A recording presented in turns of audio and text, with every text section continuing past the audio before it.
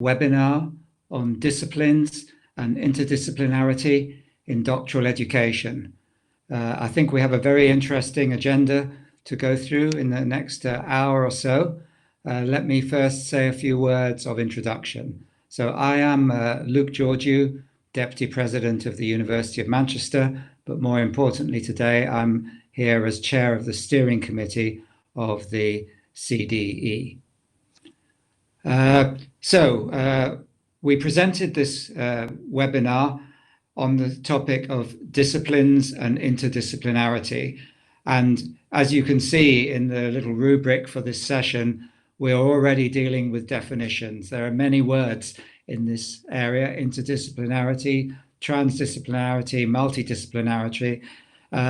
Not only do they have different meanings, but they have different meanings, in my experience, in different countries as well. So I think we need to find our way through this. For doctoral education, I'll come through shortly to show you that we still work largely in a single disciplinary framework, but nonetheless, the present situation we found us in dealing with this huge challenge of the coronavirus has made it very obvious that problems don't come in nice disciplinary packages. And almost the whole range of subjects through medical sciences, physical science, engineering and technology, social science and humanities have had to work together to tackle these complex challenges. In the CDE, we have always been aware of the issue of interdisciplinarity. We were founded originally following a key seminar on doctoral programs, which took place in Salzburg, and has since the city since gave its name to 10 principles for doctoral education, which we adhere to. There's no time today to go through all 10, but I've just picked two, number 8 and number 9, to show that interdisciplinarity is ingrained in the vision that we have for doctoral education. Number 8 talks about the promotion of innovative structures to meet the challenge of interdisciplinary training and the development of transferable skills. And number 9 is a broader principle of mobility. Of course, we are interested in geographical and intersectional mobility, but also mobility between disciplines, which is often key to being able to work in a collaborative way. More recently, the CDA undertook in 2018-19 a major survey with over 300 responses from European universities, looking at the state of doctoral education today. And on this slide, what we see is what I mentioned earlier. On the top row, the yellow gold is showing that the disciplinary level remains the prime organizational unit for doctoral education. And that is followed by, let us say, the broader bands of disciplines which are reflected in whole faculties: natural sciences, social sciences, engineering, and so on. But interestingly, on the bottom row, we do see an emergent principle of organization around societal challenges or thematic issues, the environment, energy, migration, and so on. So it ingrains not only the intellectual content of what we address with, but the way we think about and organize ourselves as well. So let me come on to our webinar this afternoon. We have 3 excellent speakers. Let me introduce them first. So speakers, if you'd like to appear, as I mentioned you. So first of all, we will have Patricia Rosado Pinto, who's director of the doctoral school at Nova University in Lisbon. In the rectorate where she works, she coordinates Nova Forma, a strategic program that integrates Nova's pedagogical innovation and the educational digital central offices. And she's been responsible for organising and delivering transversal pedagogical courses for academic staff. She's head of the doctoral school in that university. She will be followed by Gabby Lombardo, who is the director of the European Alliance for Social Sciences and Humanities, the largest advocacy and science policy organization for social science and humanities in Europe. Gabby is an expert in both higher education and in global research policy, and has extensive high-level experience operating on the interfaces of strategy, science policy, research support, and funding, as well as having a great deal of experience in foresight planning in a number of elite higher education institutions and organizations. Our third speaker has come from the other side of the Atlantic. Julia Kent is Vice President, Best Practices and Strategic Initiatives at the Council of Graduate Schools in the US. The CGS, a sister organization of the CDE, is an organization of nearly 500 universities which grant master's and doctoral degrees. Since 2008, she has led programs on a broad range of topics in graduate education, including PhD, career pathways, diversity and inclusion, graduate admissions, processes, international collaboration, research ethics and integrity, and the preparation of future faculty. I'm sure you'll agree with me, we have an excellent set of speakers. The way we will work is that each one will make a presentation of around 10 minutes. We will open it up for questions which need to be delivered via the chat function. They will be communicated to us, and we will take a selection and combination of those to present to the speakers, and we'll work through all three before we get to some brief conclusions. So at that point, let me conclude the introduction and pass the floor to our first speaker, Patricia Rosado Pinto. Patricia, please. Yeah. Thank you very much, Luke. Are you listening? Yes, indeed. Yes. Okay. So good afternoon. First of all, I would like to thank Alexander for the invitation and to say it's a pleasure to be here today and be a member of this virtual roundtable moderated by Professor Giorgio, and also congratulate EUA-CDE for the organization of this meeting. It's also a pleasure to be with all of you, of course. So let me share with you how I decided to organize my approach to the subject. I've built this talk around the 4 main ideas from the abstract that you have received. So the first idea is that we are dealing with buzzwords. So I called my first topic From Buzzwords to Concepts. The second one I called the second topic about the present pandemic situation and the urgency to collaborate in terms of research, at least, against the common enemy, coronavirus. Then doctoral education. Doctoral education could be a window to cross-fertilization and to collaborative integrative opportunities. And the last one, to answer the question, can doctoral education lead the institutional way, be a role model for the whole institution? So let's start with the buzzwords to concepts. Last January in Tromsø, in the context of the kickoff meeting of Doc Enhance, which is a project about doctoral education and employability, probably there are some Doc Enhances here today, I was responsible for a workshop on interdisciplinarity. And I used the vegetable metaphor. I picked up from an article from Marilyn Stemba, and on the metaphors about the subject from some early stage researchers in PhD programs. I will underline that these concepts are a continuum from interdisciplinarity to transdisciplinarity.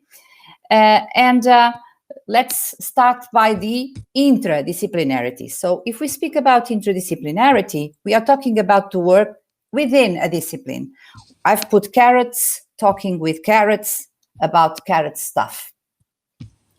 The second concept, cross-disciplinarity. If we talk about cross-disciplinary work, we mean viewing one discipline from the perspective of the other.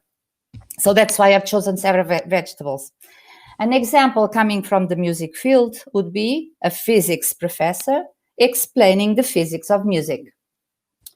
The third concept, multidisciplinarity, this would be different disciplines providing different perspectives on a problem or issue, the issue being making a salad. If we leave our metaphor, we could give the example of faculty members from history, sociology, literature, teaching in a women's studies program, for example. Now let's go for the soup. If we move forward, we move to interdisciplinarity, and we start to deal with integration. This requires not only integration, but even modification of the ingredients. Let's say a collaborative work to produce a soup. Finally, if we talk about transdisciplinarity, we move a little bit further and we are cooking a vegetable pie with other ingredients than vegetables. We have the contribution of other stakeholders. For example, in doctoral education, we incorporate the views of companies and of the market world, for example. The message here is not to say that any of these concepts or approaches are better than the others. Depending on the problem, the context, and the experience of researchers, different conceptual frameworks could be chosen. So from now on, I will use the word interdisciplinarity, referring to all versions of non-disciplinary work, okay? So let's move to the second topic, the present situation. Although ours is still a silos culture, there are times when we are forced to collaborate, namely when there is a common enemy. The perfect example is the present pandemic situation, which made us organize our research in a very focused and also collaborative way. We had to harmonize different perspectives. We had to use different scientific approaches, I'll say different lenses, to tackle the same problem. But I'll give you some words of advice and some words of caution mainly. Timings, the sense of urgency. Politicians need quick answers and certainty. Scientists thrive on questions and need time to test and test again. So this is my first warning. Second warning would be communication. Talking science among colleagues is very different from talking to the general public. So some new skills are needed, I would say even crucial. For example, explaining research results to lay audiences.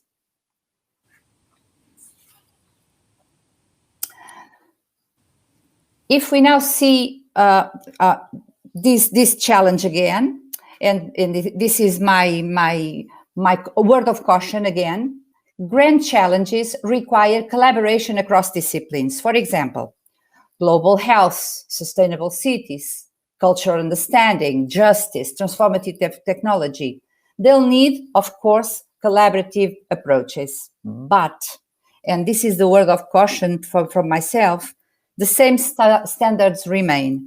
And a solid conceptual framework, solid methodology, intellectual honesty, and the idea that only excellent researchers doing excellent research in their domains are able to collaborate with other excellent researchers. So this is not a pathway to hybrid second-rate research. That's my third word of caution. Now, my third topic, doctoral education. I'm now focusing on the development of other skills than research, because of course we know that early stage researchers can develop in their own departments their skills, their research skills. But collaborative skills must be developed, and doctoral education is a perfect opportunity. I'm not saying it's the single opportunity, but it's a perfect opportunity. Why? Because we can develop our transversal competencies. Doing what? Being able to see the bigger picture, respecting other scientific domains, being ready to adjust our own methodologies to the problem, collaborate, planning, and doing teamwork, just doing an exercise of tolerance and negotiation, dealing with uncertainty, or being open for interdisciplinary approaches. So this, in my opinion, doctoral education could be an excellent place to do so. A transversal school, as we have, we call it an umbrella school. A transversal school, like we have at Nova, can bring the PhD students the opportunity to train these skills, but we still maintain the same rigorous attitude, although we are in a different culture, offering courses like intellectual honesty, ethics, science communication, social media for scientists, project management, design thinking. And yes, the question to the fourth question is, can we do it and be a role model for the whole university? Yes, I think so. I think that doctoral school can use this, can be a role model for the whole university, but only if these pillars are respected, these principles are respected. And I'll say that the first principle I would advise is selecting appropriate members and leaders. When I say appropriate members, I mean members that have been recognized as competent in their own fields, but also being open to collaboration. And not only having these research skills and being able to do research, but also being able to collaborate with others. These are the perfect members to do so. The second advice would be to establish ground rules. When I say ground rules, I mean publication arrangements, who does what, coordination, etc. The third one would be expliciting and solving issues from epistemology and from methodology fields.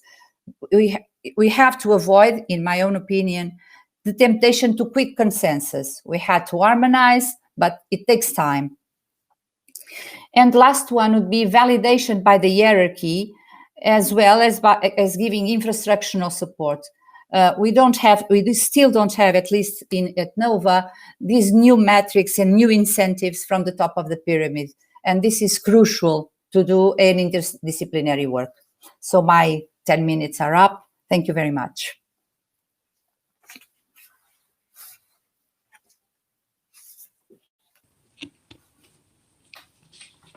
Thank you very much for this excellent... I suppose it's Gabby's now.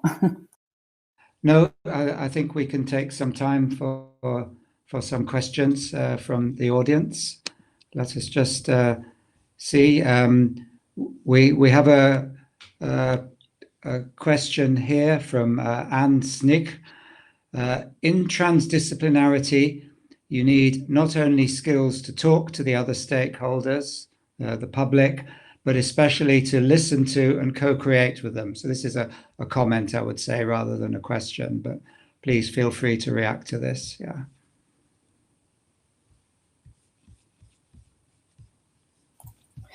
Well, I'm saying before switching on my mic that I totally agree. I mean, it's useful to be able to listen and then to create bridges and be able to talk and then cooperate with people. And my idea is that it takes time. It takes time because it's an attitude approach and a new attitude. It's not only about incentives; it's also about an attitude. And so, yes, I totally agree. It's creating the capacity to collaborate and to build together. Yeah. Indeed, and we have a more direct question here from Elizabeth Nielsen. Since you are emphasizing excellent science, do you believe excellent researchers are skilled enough in communication and other soft skills? If not, how would you approach that problem? The questioner comments that education takes time. Yeah. we have opened our doctoral education courses to researchers. So the courses are not only for early stage researchers, for PhDs, but also to researchers. And it's very good to have this umbrella idea that we receive students from all the schools from NOVA, and also researchers, and also research managers. So the courses themselves are an opportunity to establish a dialogue between but these need skills. So training people in these is absolutely crucial. We have 2 courses on communication in doctoral school, and they train and train and train. Yeah, this is vitally important. I think we have time for one more question, which we have coming from Karen Francois at the University of Brussels, VUB. Let me read it out. I have the impression that administration and legal regulations on doctoral degrees are behind. Researchers are inventive and willing to engage with interdisciplinary research, but it's not yet supported by administration and legal regulations on doctoral degrees. How is this working in other universities? If I wanted to answer to that, I totally agree. We have different rhythms and different paces. That's for sure. That's why we decided here, because the coordinator of the doctoral school, which that's what I do, is also pro-rector at the university. So we established the path, I think, that those who work are also those who take decisions. And so in our case, it's very easy because it's myself talking with myself. So that's one way to do it. I think that's one way, just to give the power to people that are also working in the field. Indeed. Let me just round this off with a comment from one of my fellow CDE steering committee members, Mossadegh Talbi, who says, one needs also common language as a given concept can be understood differently in different disciplines. Yep. So thank you again, Patricia. It's time to move on to our next presentation. So it's my pleasure to introduce again now Gabby Lombardo. Gabby, please. Thank you, Luca, and thank you for inviting me to the seminar, and congratulations for the panel. I'm a little bit the other one out, coming from a disciplinary perspective, but I think in my talk I wanted to move from a disciplinary perspective into what it means then, what we have been discussing recently in terms of collaborating, contributing, and something like a portfolio approach to issues or challenges and different disciplines. So I'm the director of the European Alliance for Social Science Humanities, so I given my my bias as a first start, and EUA is very much a European umbrella organization which gathered together over 65, I think we're now 68 members among academic institutions, and not just the faculties of social science humanity, but even the university altogether, like Bergen or NTNU, for example, and European-wide disciplinary associations. So we got, for example, the European Consortium for Political Sciences, or the European Consortium for Humanities Research Institute. The Alliance's main purpose is to facilitate the interface of researchers in social science humanities with policymakers for influencing the design of research, education, innovation policies and systems. So we have pretty much a science policy target. But we also engage with our community, with the research community, looking at communicating and sharing disciplinary standards of training. We also work to make a far more visible research result and discoverable for the benefit of policy and for other stakeholders groups, like foundations, for example, the private sector. Today, like through the COVID, as Patricia was saying earlier, We also notice that the social science humanities usually take a much quieter corner in the story, have been taken to the bright light in some ways.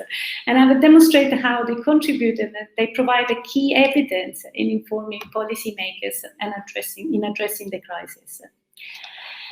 But I want to take you for 1 minute in the value of these disciplines per se, in order to be able to move forward to the interdisciplinary discussion.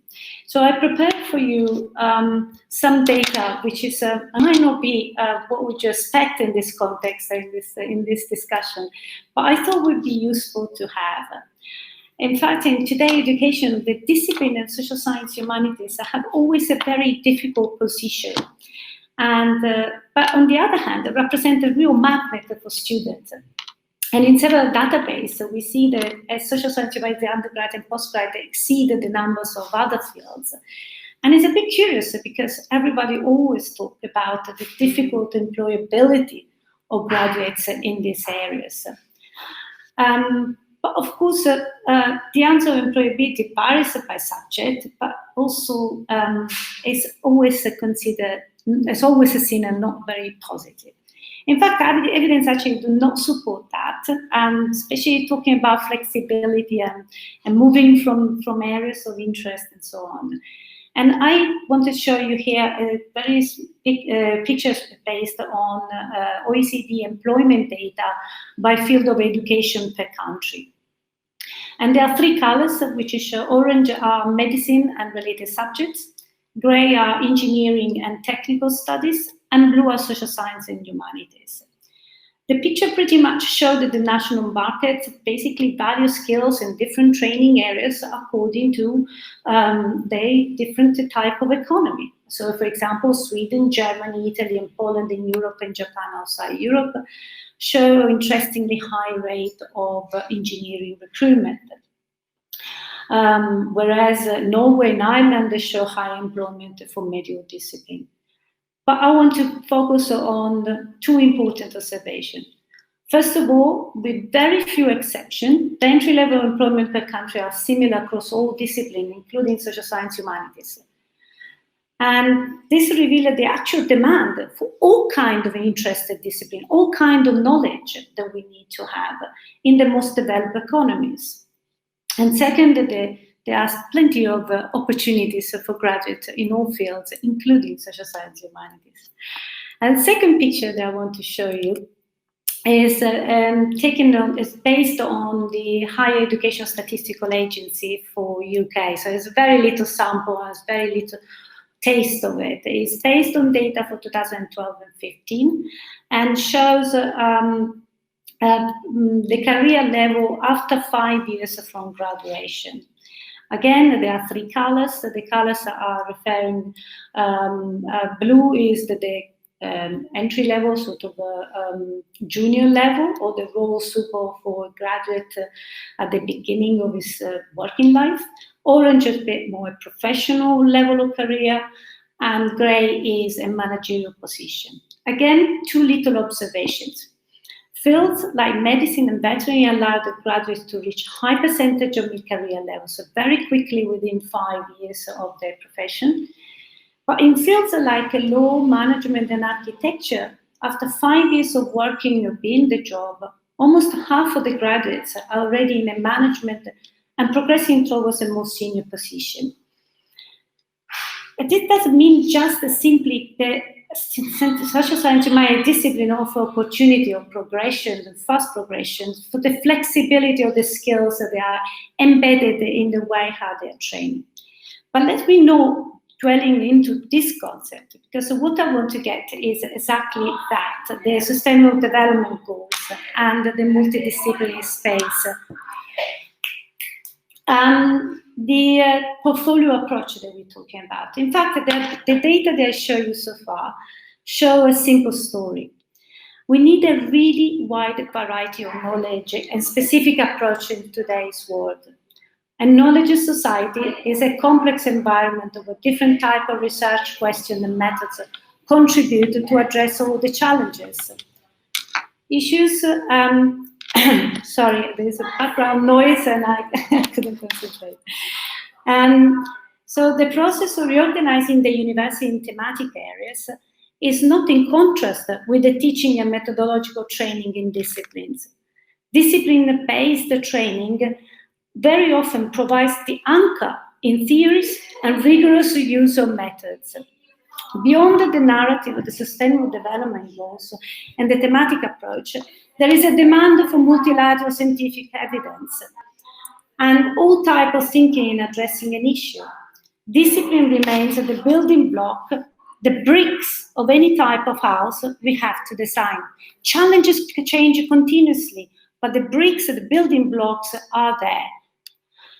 And like pieces on a puzzle, every shade of the color contribute, and every discipline approach and method contribute to the completeness of a full picture.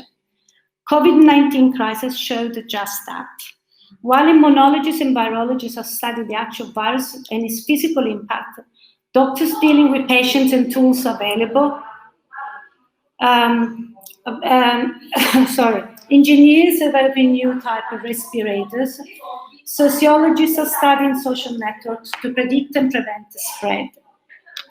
Although this is a single mission, policymakers need evidence from a wide range of disciplinary approaches in order to design their solution to address all societal needs. In our latest paper, Mission COVID-19, Global Problems Need a Research Portfolio Approach, ISHE calls for European policymakers and funding agencies to ensure that all domains of research are mobilized to address the challenges of COVID-19, using a mission-type portfolio approach at projects and disciplines. In addition to medical and biological research, study into the social, cultural, and human aspect of our life are crucial for tackling this crisis. And we need multiple and diverse types of expertise and methodologies to provide the accurate, informed, and ethically sound evidence required by our policymakers. I want to apologize for the background noises. Someone walked in and I wasn't expected, so sorry for that. Thank you very much for the opportunity. And just to conclude, the fact that I look at this from a disciplinary perspective, it means that we really, as what we were saying, Patricia was saying earlier, we really need methodologically robust contributions and not trying to do all in one big soup, but actually to make sure that the contribution is targeted and geared to a very methodologically robust level of science and scientific knowledge, because that's what our knowledge society really demands. Thank you.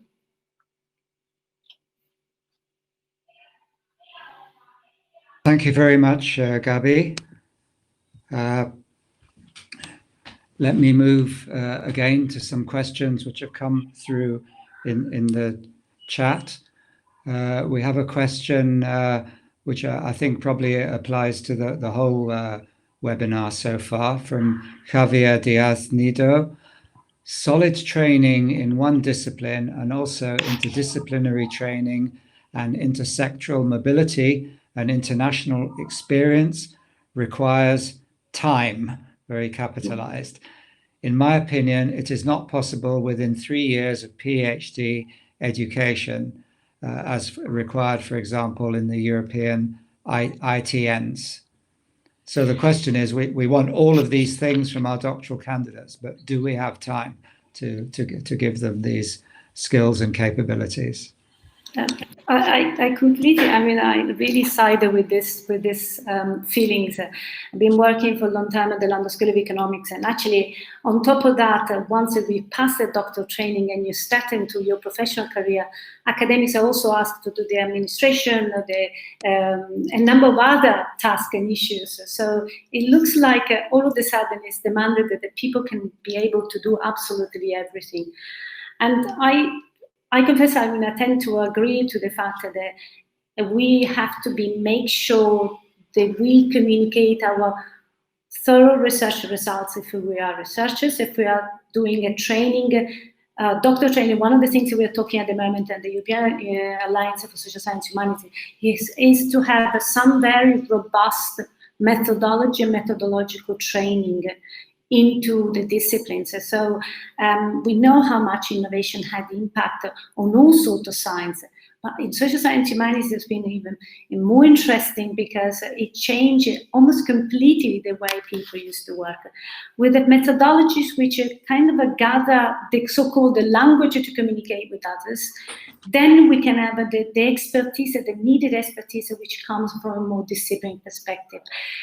And in all frankness, I mean, there is also a way of thinking. Some people have a natural tendency to see a process, to see, to validate and understand a procedure, or to see an issue or mission, a challenge, a problem from a specific perspective. And I don't want to be banal here, but it's a very simple way to describe that. But two kids are talking about a drone, I witness myself, but one is just really excited about the motor and the remote control and the video camera attached to it. And the other one turned around and said, what about the previous year, the people you filming? So people think differently. People concern about fundamental different questions. And in research training, all of us have been going through choosing to be in a PhD program for career purpose or for life. We do on the basis of what is natural to us, in being important, or what we consider important, what the questions that we have in our mind that we want to answer.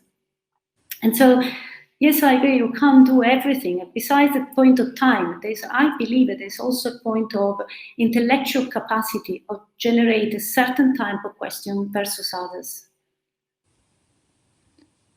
Thank you. I've seen a question just come up from Rosemary Dean.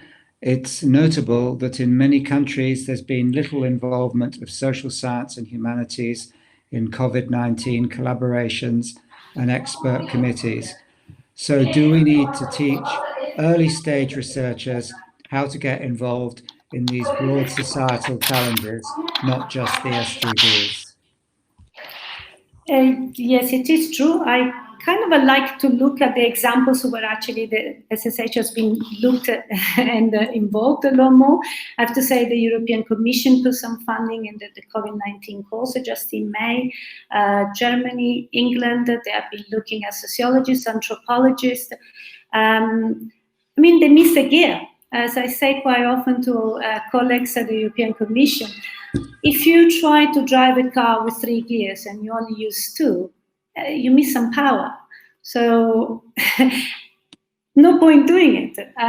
Why not driving with all your resources available, intellectual, scientific, and any kind of power that you can put into your challenge or your mission, and use them all for what they can contribute with.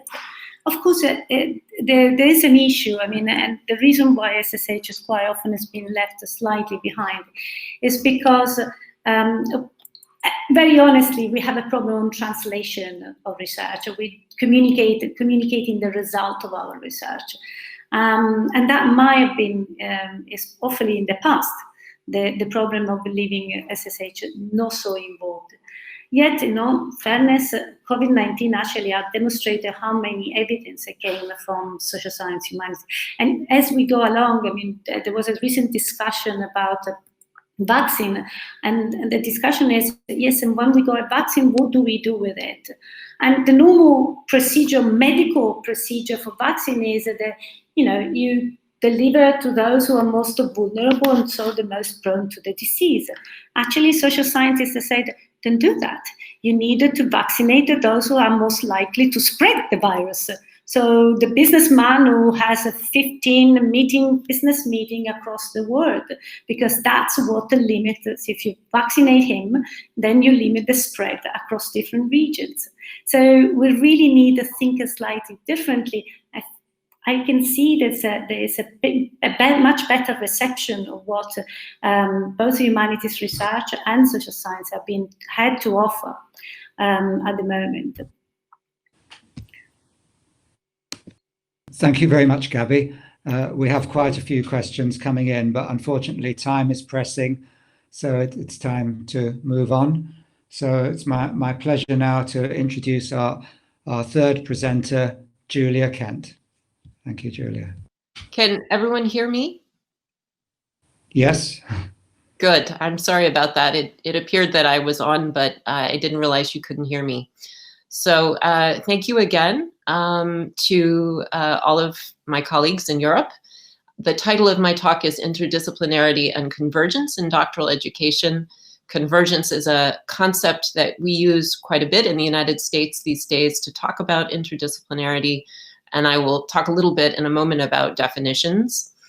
While I'll be speaking from a US perspective, I want to say that CGS, my organization, has been in close touch with EUA over the years. And in fact, I was reminded when Luke mentioned it in his presentation that CGS was part of the 2006 Salzburg meeting that led to principles about doctoral education, including interdisciplinarity. And I think we have learned a great deal from EUA and the CDC and our European colleagues over the years. So I'll begin by just saying one word or two about my organization, CGS, for context. We're a member organization of about 500 universities, as Luke mentioned, most of them in the United States and Canada, although we do have 29 international members across the world. And the data that are presented on the other parts of the slide are focused only on CGS's US members, since they are our primary members. If you look at the number on the far right side of the screen, on the lower left side of this, or lower right side of the screen, our member universities grant over 60,000 doctoral degrees annually. Those are 2018 numbers, which represents about just under 90% of the doctoral degrees awarded in the United States. So it's a very large percentage of US doctoral education represented by CGS. One focus of CGS's work is supporting programs, we call them research and best practice initiatives, on various issues in graduate education, both master's and doctoral education. And as you can see, these projects have supported themes across the postdoctoral student or postgraduate student life cycle, from encouraging the next generation of postgraduate students all the way through professional development, supporting career pathways, on to the preparation of future faculty. And we also have supported more holistic and essential aspects of the graduate student experience, including student well-being and success, and diversity and inclusion. So some of the projects I'll be talking about in these slides are within these thematic areas. So I'd like to focus on two contexts for interdisciplinary graduate education in the United States. I put "and perhaps internationally" in parentheses there because I think that they pick up on a number of themes that the fellow presenters have already spoken about. The first is, over the past 10 to 15 years, calls for broader career preparation for PhD students. So on the screen there, you see 3 reports that have come out over the past decade or so. The first, Research Universities and the Future of America, and this is put out by the National Academies. The second, a CGS report, Pathways Through Graduate School and into Careers. And finally, the most recent report, Graduate STEM Education for the 21st Century, also put out by the National Academies in 2018. And all of these reports, which have different focuses, make the argument for broader career preparation for PhD students, preparation for careers outside of academia in industry, government, and the nonprofit sector. and focusing on the need for broad skill development. They couch or ground their arguments in both the need for US competitiveness and economic development, as well as the advancement of scientific discovery and scholarship. And I think that one thing that is interesting about these reports is that all three mention the importance of interdisciplinarity as an ingredient in that success, and call for the preparation of doctoral students and master's students in interdisciplinary training and an orientation to different disciplines and an ability to communicate with other disciplines. I'm going to skip over one of those slides and jump to a project that CGS worked on about 5 years ago on professional development in STEM graduate education, where we had the opportunity to learn a little bit more from our members and from the employer community about the value of interdisciplinary training in both master's and doctoral education. And one of the things that we did as a core activity of this project was to speak with groups of employers that employ a large number of STEM graduate students. And one of the questions that we asked this group are, what are the general skills that you wish STEM-prepared master's and doctoral students had coming into industry jobs? And what are the more STEM-specific skills that you wished that they had coming into these jobs? So these are really what you might call skills gaps and unmet needs for postgraduate students entering the STEM workforce outside of academia. And among the general skills identified as lacking were cross-disciplinary and cross-cultural communication and teamwork, which I think picks up on a number of other presenters' points that this is a training that students don't necessarily receive while they are in their programs, and that it often falls to the employer outside of academia to provide that training as students and then graduates come to work on problems with colleagues from different disciplines.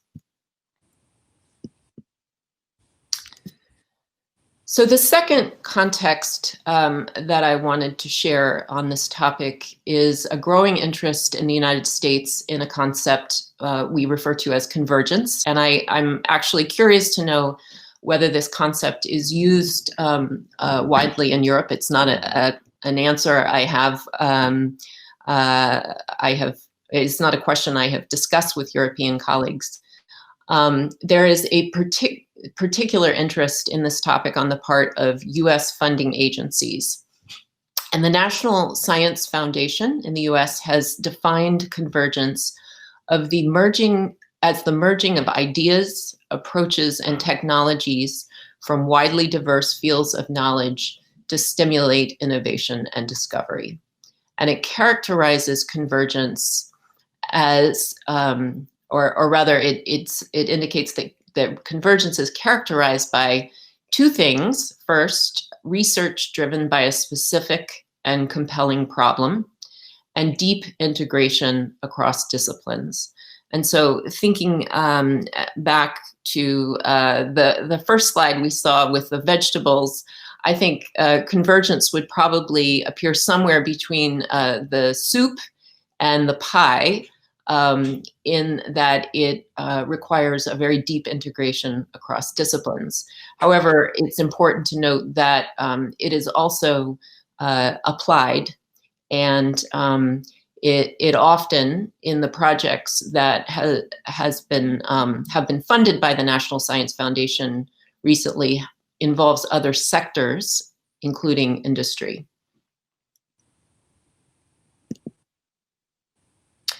There has also been increasing attention to skills needed for Convergence. It is part of the National Science Foundation's 10 big ideas for investment.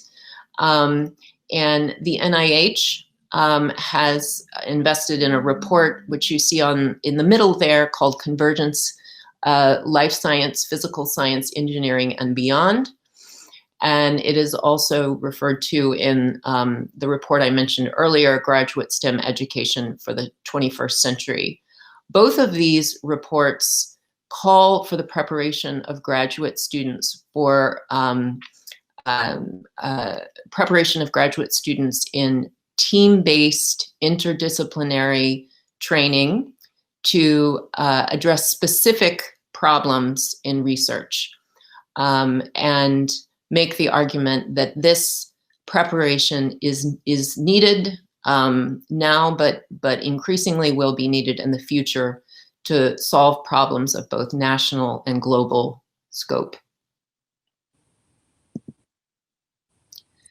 So I asked the question, what will it take to prepare today's graduate students for research problems of the future? I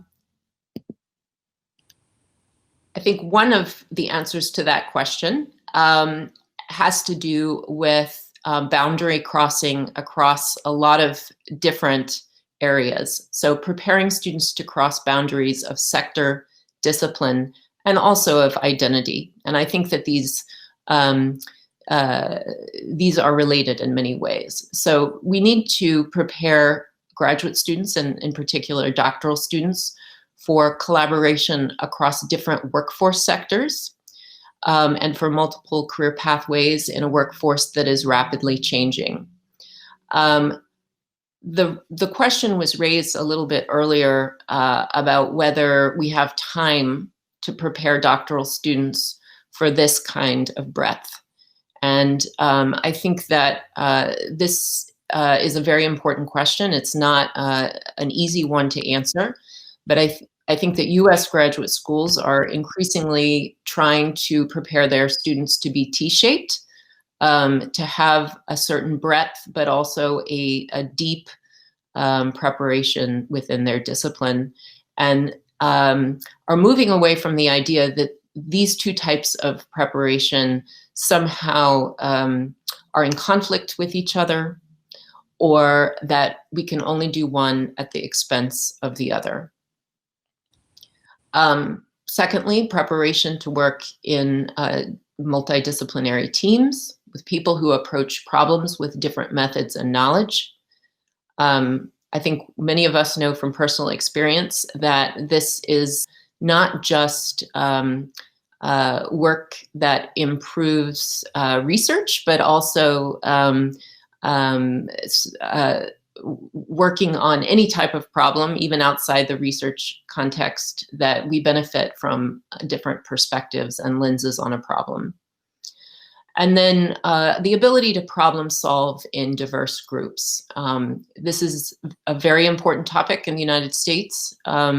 Problem solving in groups that are demographically diverse, that too brings different lenses on a problem.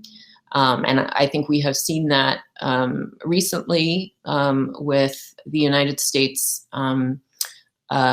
concerns about racial injustice, that we have really needed to bring a lens of, a critical lens from academia, from scholars of color, from underrepresented groups, on understanding problems of racial injustice in this country. So I'll conclude by sharing some principles from a global summit that the Council of Graduate Schools organized in 2014, and which the EUA was represented at. This was a global summit supported by ProQuest and hosted by Memorial University in Newfoundland in Canada. And this group was a diverse international group that came together to discuss the topic of interdisciplinarity in graduate education. You can see a picture of this group on the far left corner of your screen in Newfoundland.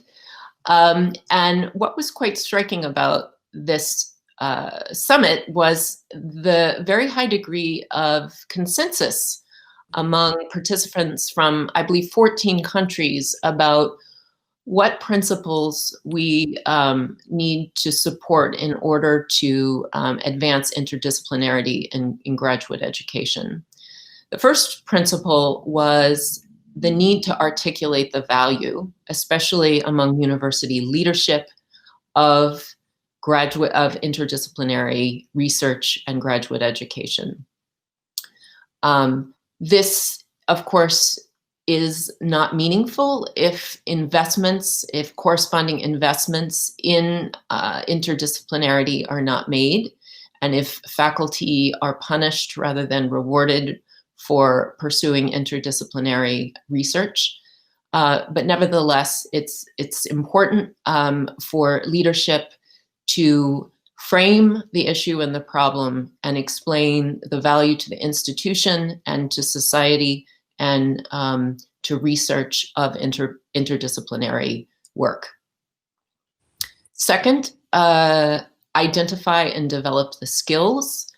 Many of these so-called soft skills are not things that we automatically associate with interdisciplinarity, whether it's communication or teamwork, but these are skills that are fundamental to the successful practice of interdisciplinary research. And so the connection needs to be made between these types of skills and the success of interdisciplinary research. Third, provide collaborative spaces and opportunities. A lot of the siloing we see is built into the structures, literally, of universities, given that many disciplines and departments are isolated from one another in space, and there are not opportunities to mix and share ideas and collaborate, to see one another's work as connected or potentially connected.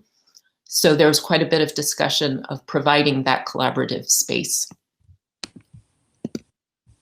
And in the United States, I will add, there have been the creation of quite a number of data science institutes that are unique units on US campuses where scholars and scientists from different disciplines can come together. Fifth, or rather fourth, value interdisciplinary in promotion and tenure. So reward faculty, again, for the work that they do, and they will transmit their investment to graduate students. And then finally, encourage funding agencies to support interdisciplinarity and make the argument for the value of that work to government agencies that invest in research. So with that, I'll conclude my comments and welcome questions. Thank you very much, Julia. I mean, to everyone, we are running a bit late, but we can carry on probably until just after 10 past.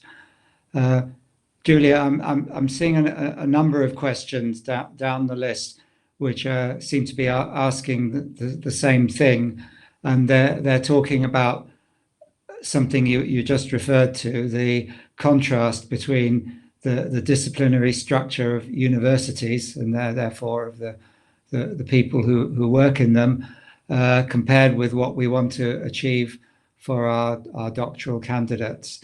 So as one question put it, should doctoral schools be leading universities into this interdisciplinary space, or should it be the other way around? Yeah.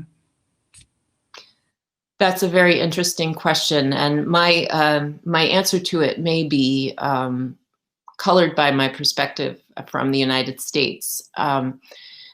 I think that one thing that we know, whether we're working in interdisciplinarity or in any area of postgraduate education, is that when university leadership gets behind a concept or an idea and provides its support and investment, that it's more likely to be successful. And we have seen in the United States quite a number of university presidents speak out on the importance of graduate education as and of research as the key to solving problems of public importance. I think this is particularly the case at public universities in the United States. But we have to remember too that in the United States there are quite a number of private universities who do not have a specific local or regional focused mission, and who articulate a mission that is more global in scope and related to the broader advancement of science and scholarship. So I think, to answer the question, we need university leadership at the highest level to be making this argument. How they make that argument may vary in the United States. Whether they're saying this is important for our region versus this is important for our university's ability to advance science globally. Thank you very much, Julia. I'm going to have to take us into our closing moments now. I'm sure you'll all agree we've had a fascinating insight into our topic from all three speakers. We've been through the murky soup, let us call it, of definitions. We've had a deep dive into the social science and humanities, and we've seen how important this is as we connect to the future careers of our candidates. And I think running through all this have been a couple of things that stood out to me. One is the lens of the pandemic has demonstrated the demand for interdisciplinarity and training in interdisciplinarity. Yesterday, we were discussing in our steering committee what lessons could be kept from this. And we had a good challenge to the idea of the new normal. You know, there's always a tendency to extrapolate from something that's just happening and imagine the whole world will be different. And I think we came up with a different concept, the new balance. What do we keep from these lessons? What do we bring back from less frantic times as well? And that is something we will all have to be thinking about in the next few months. So with that, let me thank you all, particularly those who made comments. I'm sorry we couldn't put forward all of your questions. After this webinar, everyone will get an email which will connect them to a recording of the whole event and give you that as a resource. So I will say my goodbyes at the moment and hand over to the head of the CDE, Alexander Haskell, who will talk a little bit about what we have coming in the future. Alexander, please.